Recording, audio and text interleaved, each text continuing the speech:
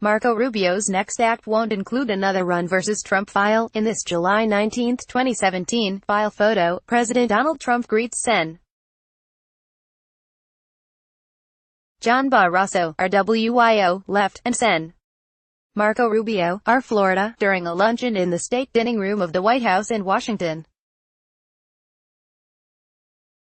After flaming out in the GOP presidential primary and enduring Trump's taunts along the way Rubio is entering his next act in politics.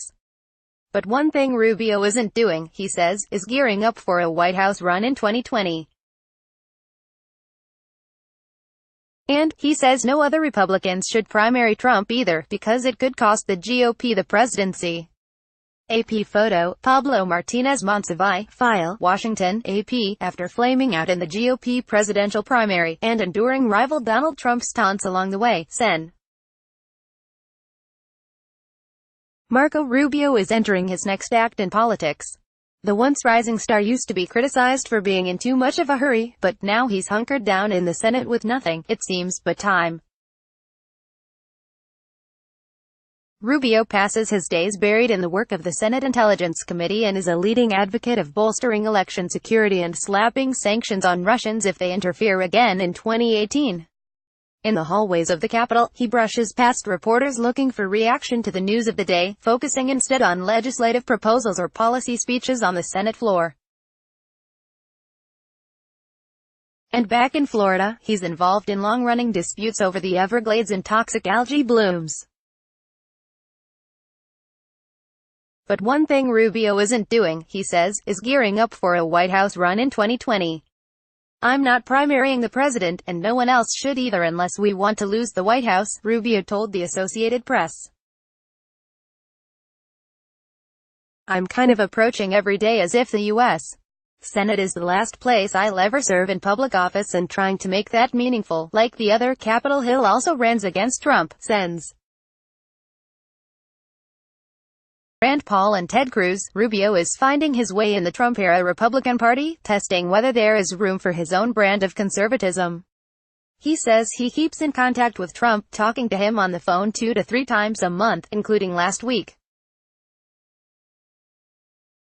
He is continuing to reshape his own political identity, separate from the president, and isn't ruling out another White House run somewhere down the line. I still peek around the corner every now and then, but by and large I try to be more and more focused on what's in front of us, Rubio said. He added that he remains impatient, but like anyone who is alive, and is watching, listening and trying to learn, time teaches you things. After he ended his 2016 presidential campaign, Rubio appeared to be on his way out of Washington. He had pledged not to run for re-election, but colleagues pressed him to reconsider. Sen.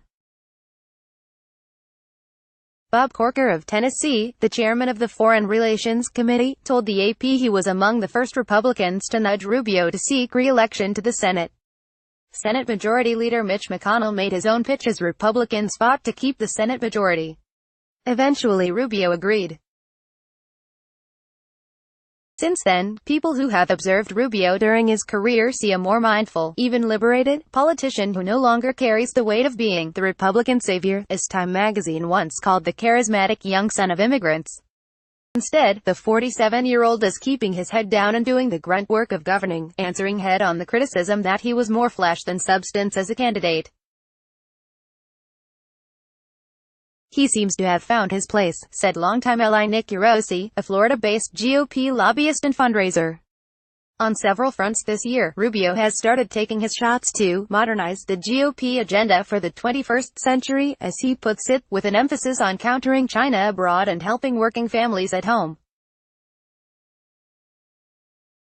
In the spring, Rubio helped lead an effort to rein in the Chinese telecom giant ZTE for violating U.S. trade rules over selling goods to Iran and North Korea.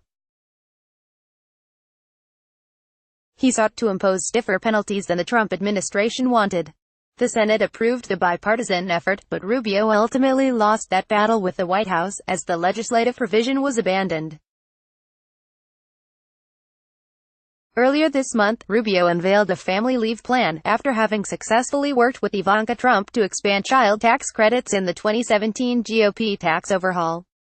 The paid leave plan would allow young parents to take their Social Security funds early, to help pay for time off with children, rather than in retirement. Both ideas had been part of his presidential bid. His distance from the middle of the political firestorm, said Rubio's former campaign manager and top advisor Terry Sullivan, has allowed him the space to practice his style of politics. But mention of Rubio still draws a collective eye roll from some critics who see just another survival strategy after the brutal presidential campaign. He's doing what Rubio often does, they say, which is trying to chart a middle ground that often pleases no one.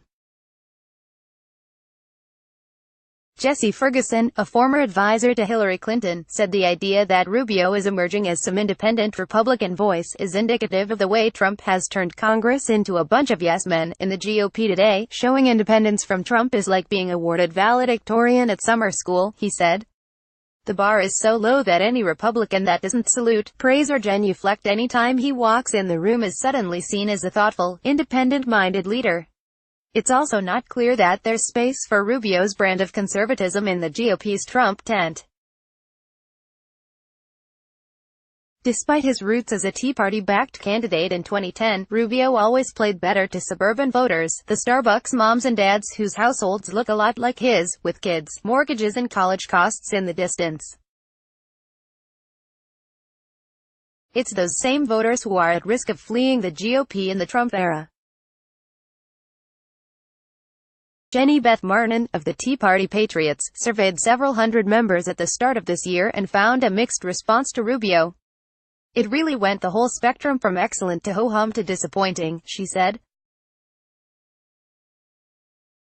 They just cannot figure out exactly what issues are driving him the most and how they align with the Tea Party values or President Trump's agenda. Rubio, for his part, tweets Bible verses many mornings, which some see as an antidote to Twitter's usual rants, and he is perhaps the only rank-and-file lawmaker to be guarded by a security detail after it was reported there was a possible threat on his life. He expects the nation's political pendulum to swing back his way eventually. Americans will one day grow exhausted of the current outrage cycle and the constant fighting, he says. Or so he hopes. Because if it doesn't, we're in a lot of trouble. Follow Mascaro on Twitter at http://twitter.com/Lisa Mascaro. Copyright 2018 The Associated Press. All rights reserved. This material may not be published, broadcast, written or redistributed.